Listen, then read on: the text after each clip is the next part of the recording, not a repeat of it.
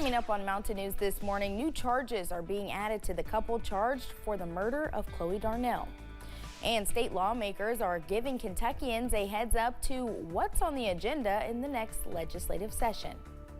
Dedicated to Eastern and Southern Kentucky, this is WYMT Mountain News This Morning. Thanks for joining us. I'm Madison Carmouche. We're at that 5:30 mark this Tuesday morning, and hard to believe it's already November 19th. Let's check in with meteorologist Megan Desmall for a look at your forecast this morning.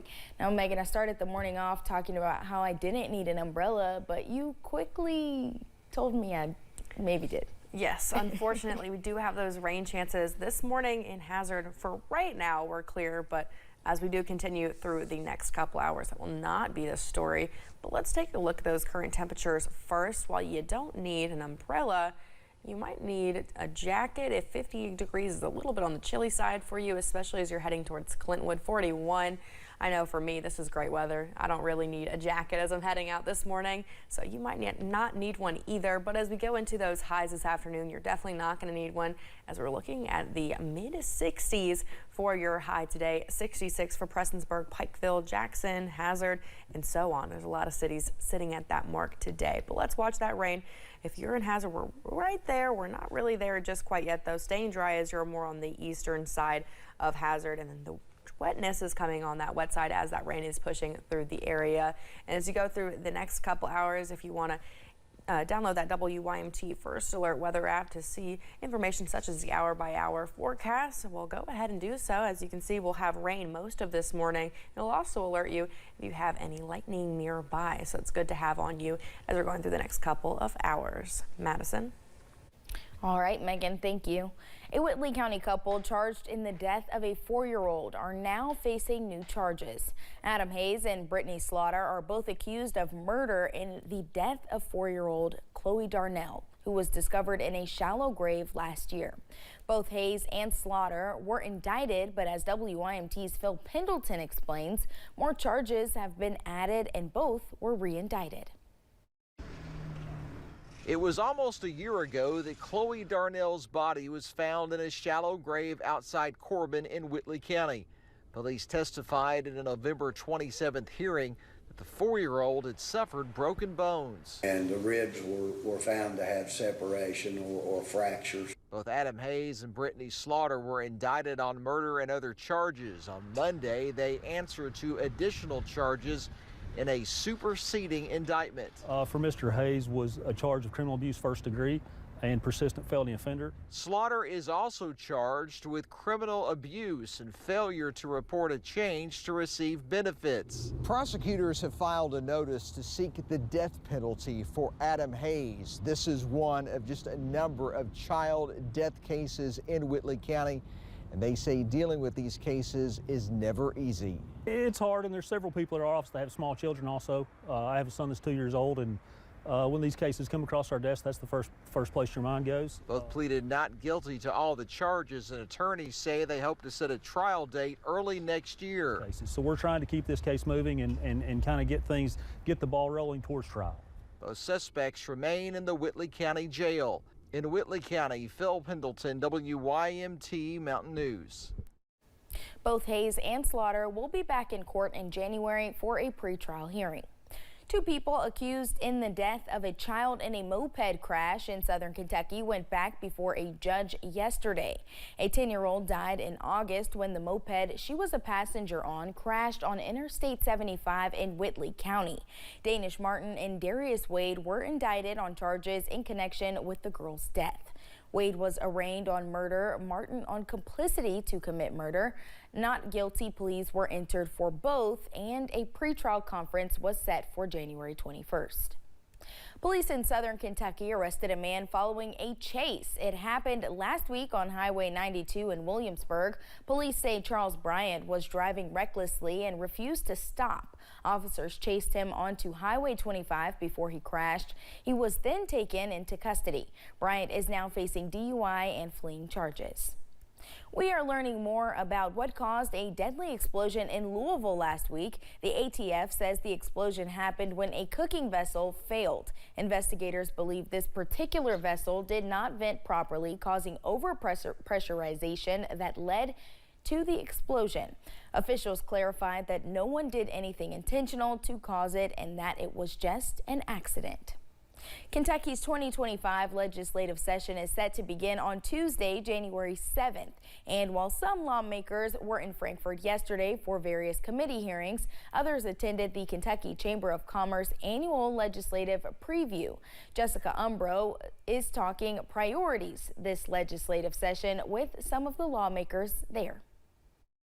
That's when the policy is formulated, that's when most of the bills are drafted, that's when the research is done on it. Representative Josh Bray says Kentuckians can expect to see efforts made on lowering the individual income tax from 4% to 3.5%. And as co-chair of the Artificial Intelligence Task Force, he says AI will be a topic of discussion in Frankfort. We've got the appropriate guide rails and guardrails on to protect our citizens' data, privacy, to make sure the Commonwealth's ready for the emerging technology. With the failure to pass Constitutional Amendment 2, which would have allowed the General Assembly the option to allocate public funds for private schools, some lawmakers say they're readjusting legislative plans for this upcoming session. We plateaued in education, maybe heading the other direction, so how can we turn that around and flip it back? This legislative preview is also a time where some of Kentucky's newest lawmakers are preparing for their first legislative session as a member of the legislature, and each has ideas that they're hoping to bring to the table.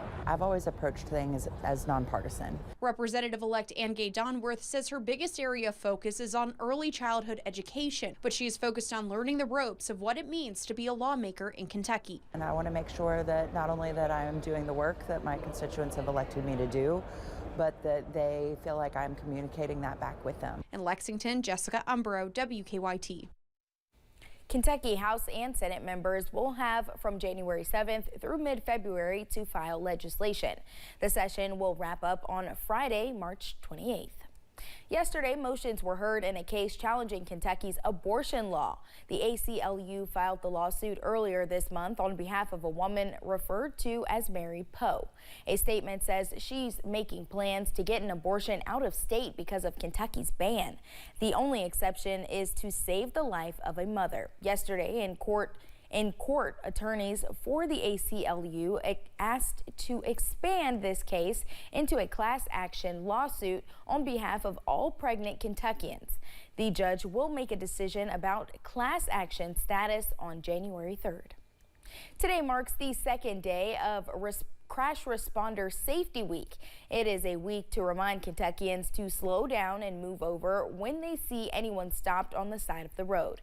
Bubba Johnson is the owner of Bubba's Towing in Bath County. He says slowing down and moving over could save a life. He lost a close friend because of carelessness. Since Troy Caldwell's death, Johnson wants blue lights added to tow truck cars to encourage drivers to stay alert and save lives. They need the blue lights there for their safety, just like we need the blue lights for our safety. But our problem is we don't have the availability for the cops all the time, every time. He wants the blue lights law to be in memory of Caldwell, who was from Morehead and was killed in a crash in September.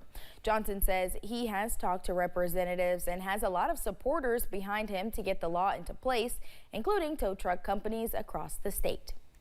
Appalachian Regional Healthcare partnered with the Kentucky Department of Agriculture to create the Farmer Care Initiative. The initiative increases access to physical and mental screenings for farmers. Paige Cash, who is a member of Future Farmers of America, says the initiative helps farmers who do not think they can ask for support. They don't want to ask for help, and they think that they can do everything for themselves. And, you know, sometimes it's just frowned upon for them to ask for help. So I think programs and events like this just raise awareness for those farmers.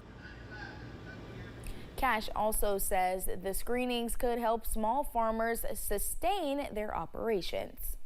It is a big week for getting people involved in education throughout the state. Governor Andy Beshear proclaimed this week as Kentucky Family Engagement and Education Week.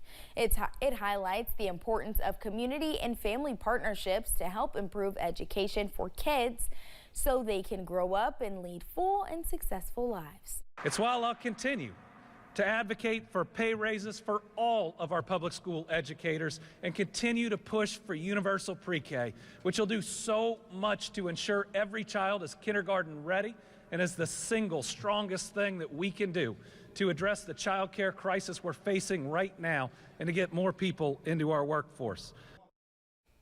The Pritchard Committee for Academic Excellence is one of the sponsors for Family Engagement Week. Morehead State's Board of Regents has approved plans for a new residence hall. It's part of the university's campus revitalization plan. The residence hall is set to be 4 floors, all used for student housing. Morehead State says the university will begin the design phase and finalizing a location for construction in the near future.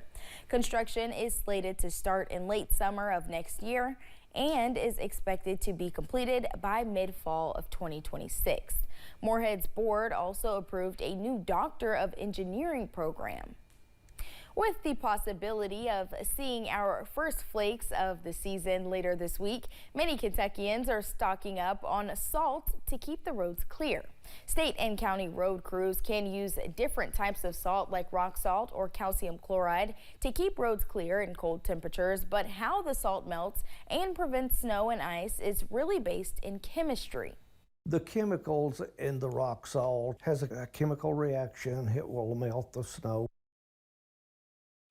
When it comes to covering your driveway in rock salt, you will probably only need 1 or 2 bags maximum. Thanksgiving is more than 1 week away, and if you plan to travel, be prepared to see more people on the road. AAA predicts nearly 80 million people will travel for the holiday. Here in Kentucky, nearly 1 million people will take a trip. That's about 2% more than last year. AAA of the Bluegrass says 96% of travelers from the Bluegrass will drive to their destination instead of flying. And officials expect to see more travelers earlier in the week. We're expecting that those 2 days ahead of Thanksgiving, the Tuesday and Wednesday, are going to be particularly busy. Now, when you come back, it's going to be busy again on that Sunday, Monday. Heading into the holidays, Kentucky's gas prices remain low. The average price statewide for gas is $2.79 per gallon. When we return, new allegations are coming to light in the case of Sean Diddy Combs as prosecutors accuse Combs of blackmail. Much cooler weather is on the way, but first we have a little bit of some high temperatures today.